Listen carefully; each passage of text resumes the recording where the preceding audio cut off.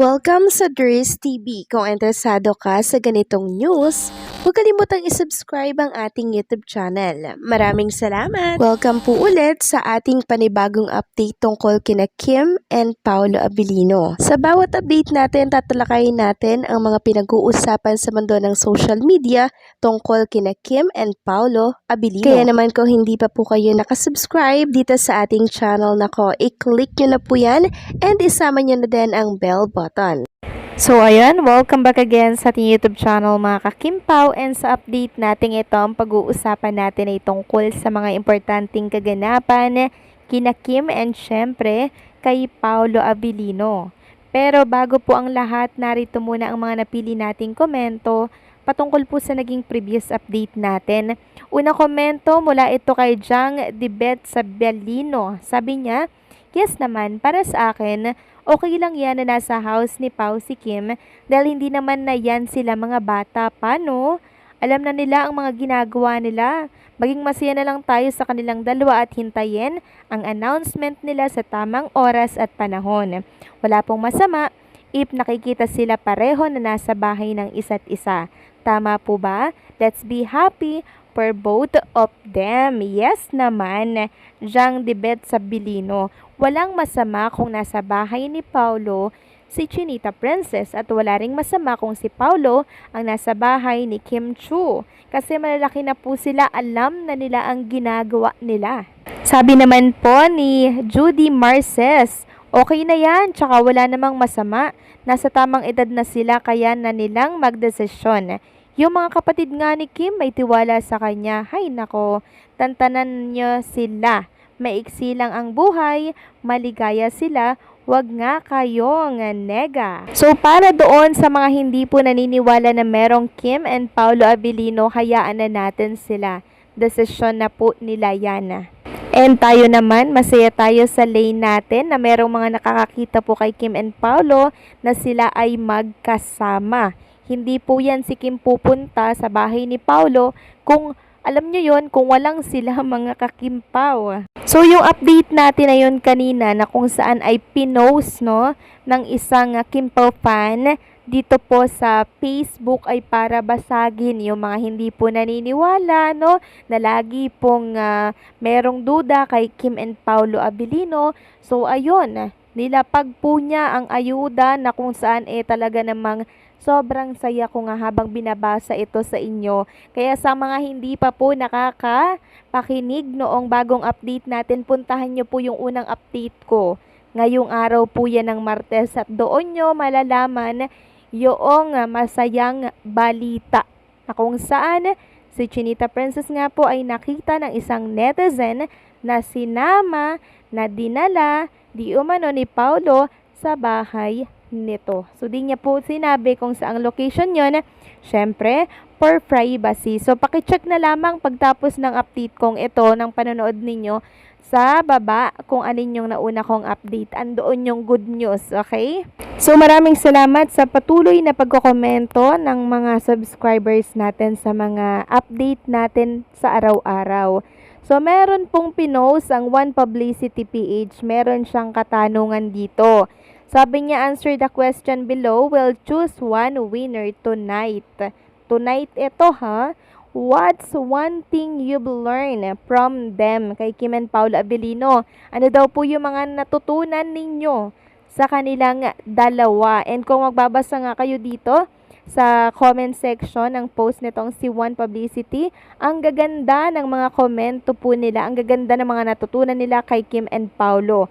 Sabi nga ni Carol, from Kim Pao, I learned that you can work hard, love deeply, and still protect your peace. That's the kind of balance I aspire to. Sabi naman ni Aviasi, I learned to love without condition, talk without bad intention, and most of all, care for people without expectation. Kagigising ko lang po, bawal pa budol.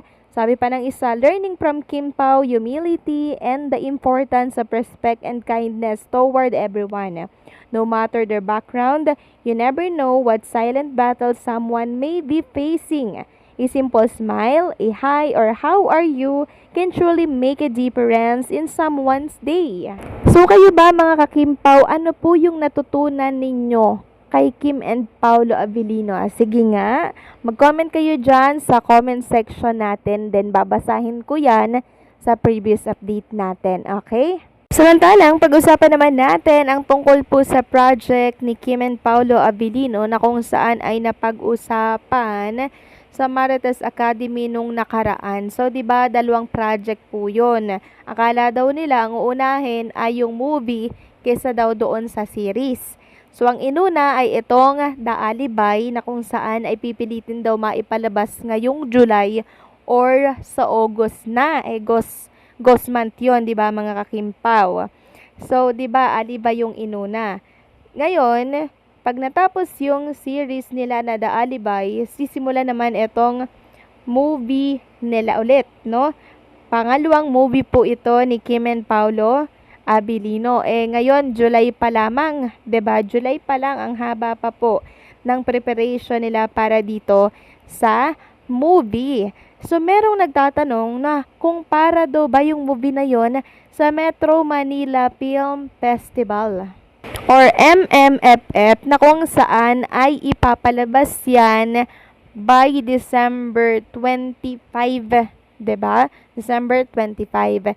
Sabi kasi dito ni Carlos Miguel, naisip ko lang na parang okay kung sa MMFF 2026 ipapalabas ang next movie nila Kim at Pao. Tingin ko bagay din kay Kim Chu ang remake o sequel ng Ping Shui. Yakang-yaka ni Kim ang suspense horror. Baka 2025 to kasi ang tagal pa ng 2026. Ang haba ng preparation nila noon, mga kakimpaw. Mas maganda kung ngayong December 2025 kasi ilang buwan pa naman kung sa bagay, August, September, October, November. So meron pang 5 months, 'di ba? Para po preparation diyan sa Metro Manila Film Festival na yan. Then sabi ng nag-comment dito, may new movie sila. Naku, nakaka-happy naman yan. Sabi ni Carlos, manifesting lang ako kasi we all know na ang plano ay movie at serye, pero nauna ang serye. Kaya ay manifesting na after ng The Alibay ay movie naman, pero mas okay kung Metro Manila Film Festival 2026 talaga para mahaba daw ang preparation. So, pwedeng Metro Manila Film Festival, pwedeng sa Valentine's Day din ito ipalabas, mga kakimpaw. Katulad nung nakaraan, 'di ba, na yung My Love Will Make You Disappear, ipapalabas sana 'yon by February 12. So, tamang-tama sana 'yun for Valentine's date, for Valentine's Day, 'di ba? So, siguro pwede rin, no, na pang Valentine's, pwede ring pang mahal na araw. So, sa tatlong yan, ipapalabas siguro yung movie ni Kim and Paulo. Pero mas maganda kung pang MMFF ang Kim Pao. So, tingnan na lang natin din ito kung kailan ito ipapalabas, okay? So, kayo ba mga Kim Pao, anong month nyo gusto itong ipalabas? MMFF, Valentine's, or mahal na araw? Please comment down below and bakit?